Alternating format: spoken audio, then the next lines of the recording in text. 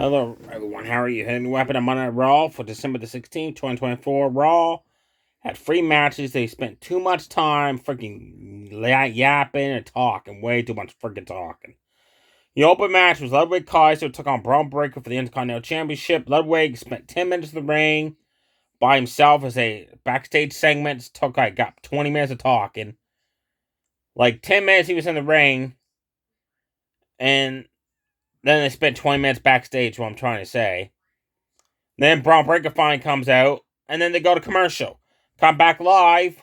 There's other backstage segment happening, and then the match finally starts. Like, oh my god, just have the match. Oh, start the match, get it over with, then do some talking.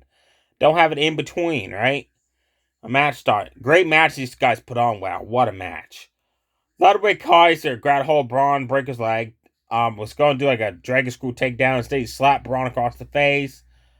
That kind of PO'd Braun Breaker. He friggin' delivered a massive clothesline, a running clothesline, gut buster, snap suplex, placed him at the top rope, delivered a top rope Frankensteiner, tossed him out of the ring.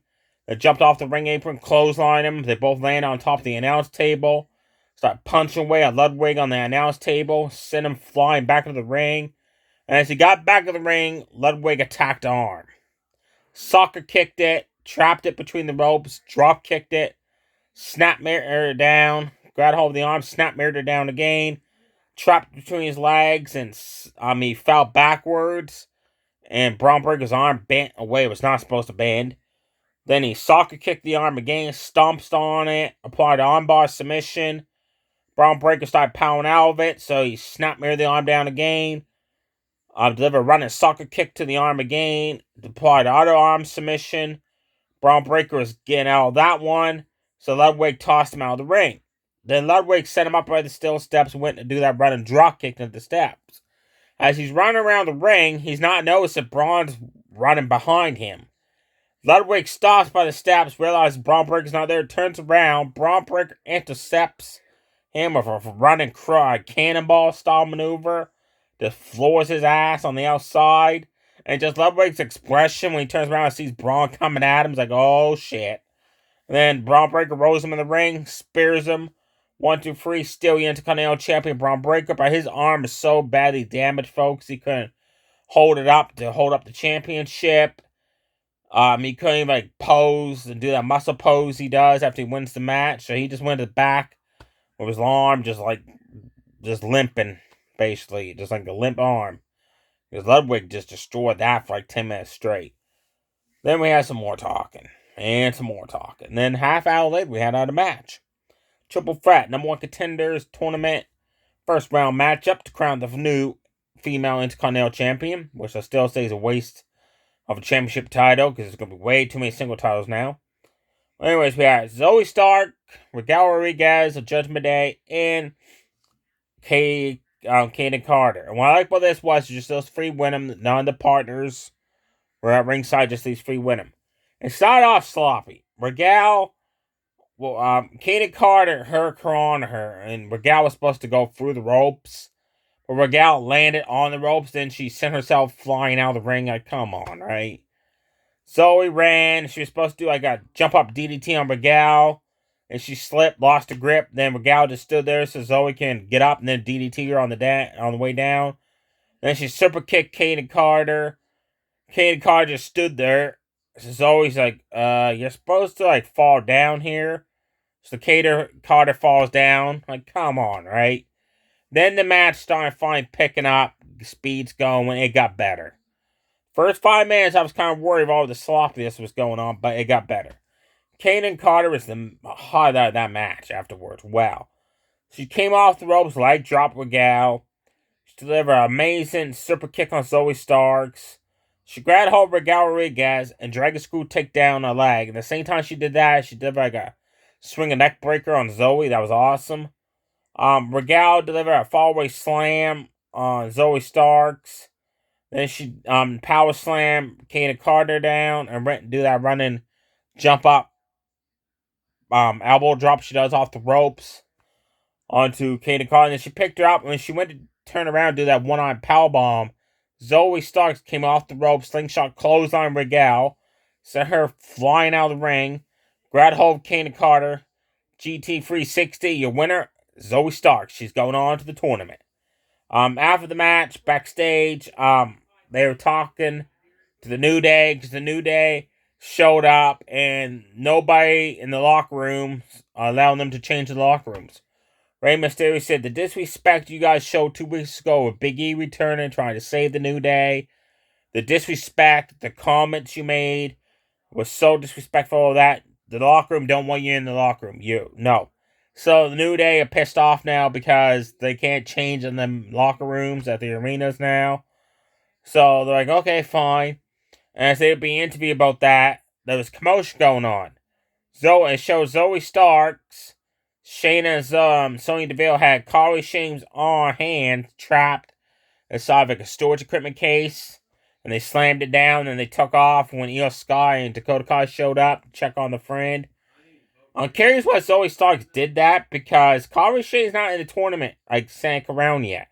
She still has to face Alba Fire and Natalia in a qualifying match next week. So why would they target Corey Shane's injured hand unless that's a way to get like Sonya maybe into the tournament? Or maybe this is just to let us know that Corey Shane's going to win the match next week and then she fights Zoe a second round because whoever wins does face her second round. If that's the case, it kind of messed up there. Your main event was for the World Tag Team Championships. JD Madugo, Finn Balor defended against the Viking Raiders. Before the match, Finn Balor said, look, I know Judgment Day is banned from ringside, but where were you? He asked Liv Morgan, Regal, Carlito, and Dominic when he was having that World Championship match with Gunther and Damian Priest at Saturday's main event. And he said, JD Madugo came out with me. What happened? Where were you guys? And Liv said, oh, we were busy doing Judgment Day stuff. And Finn Balor said, he asked Liv Morgan, you're not the leader.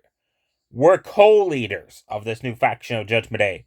And Liv's like, oh, yeah, that's right. Yeah, don't worry about it. Nothing major happened. We're just talking to Anna Paris, Nick Adala, seeing if we're going to get traded, you know. And Finn Balor's like, well, shouldn't I be involved in these conversations? Liv said, you have too much to worry about, especially if you guys defend those tag team titles. Then she wished them luck. So there's already some tension going on between Liv and Finn Balor being co-leaders of Judgment Day. Great tag team title match. Eric tossed JD Madugo into Arvar, who picked him up, power slammed him down. Then Eric Irish ripped JD Madugo into Arvar, who smashed him with a knee to the face. They just destroyed JD Madugo. Eventually, JD Madugo got away, tagged in Finn Balor. Finn Balor ran at Eric, who caught him, power slammed him down. JD Madugo ran at him. Eric caught him. Delivered a touch-of-world back body drop, picked him up, got wrenched, slamming him down. The Viking Raiders went for the finisher way too early. That allowed Finn Balor to pull Arvar off the ropes to the outside, and then they double-teamed Eric, the Viking Raiders, with double-team Sling Blade, run a dropkick to the corner, followed up by a moonsault from JD Madugo, followed up by the coup de grace from Finn Balor, but Arvar made the save just in time to break up the pin. Then Finn Balor pulled on the beard of Arvar, which allowed JD Madugo to deliver a clothesline, knocking him back out of the ring. Then they started double-teaming Eric again, isolating him in the corner, working on him. Like JD Madugo delivered blows across the back, running knees across the back. Finn Balor would deliver stomps on him. Finally, Eric got away, tagged in Arvar. Arvar got in, roundhouse kicked JD Madugo, picked up Finn Balor, tossed him up there, slammed him on the way down. Irish whipped him in the corner, delivered a Bronco Buster in the corner, closed on JD Madugo. Then the Viking Raiders hit the double team move on JD. Finn Balor again, this time broke up the pin. Because earlier in the match, they delivered a double team move on JD Madugo and Finn Balor made the save again. So Finn Balor went out of the ring, grabbed a steel chair to purposely get himself disqualified because they were both because he knew they were going to lose those titles. And when he grabbed the chair, somebody in the audience was stopping him from grabbing it. He looked up and it was Damian Priest. So Finn Balor was like, for freak's sakes. Then he entered back of the ring. That allowed the Viking Raiders to grab hold of him because he didn't know JD Madugo had been taken it out of. Delivered that double team German suplex clothesline. New World Tag Team Champions, the Viking Raiders. Pyro fireworks went off. They celebrate with the titles. I'm happy the Viking Raiders won because I still got this suspicious feeling that Judgment Day is being traded to SmackDown, which I like to see because that's new, fresh talent they can face off against. That way the titles won't be going with them and it'll be staying on Raw. But the Viking Raiders, every time they start getting on Raw, getting momentum going, one of them gets injured. And that derails the whole team.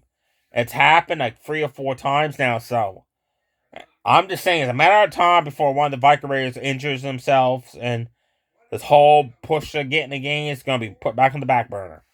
Next week on Raw, the only 2 matches announced is The Miz is facing Bo Dallas, a.k.a. Uncle Howdy, and the final first round Intercontinental Tournament women's first round matchup, which is Kairi Shane if she's able to compete because of the attack Zoe, Shayna, and Sonya did on her hand last night. Natalya and Alba Fire.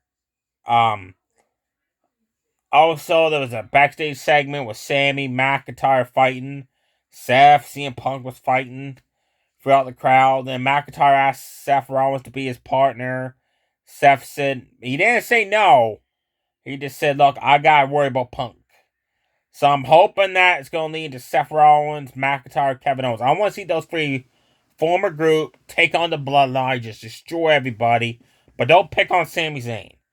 Sami Zayn should come to his senses and join that stable if that's the case. So if not, he's just going to get his butt kicked like almost all the time.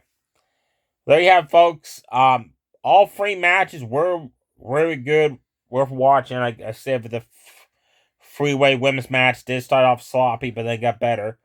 But way too much talking. Way too much talking. Stay safe, everybody. Too sweet. Bye.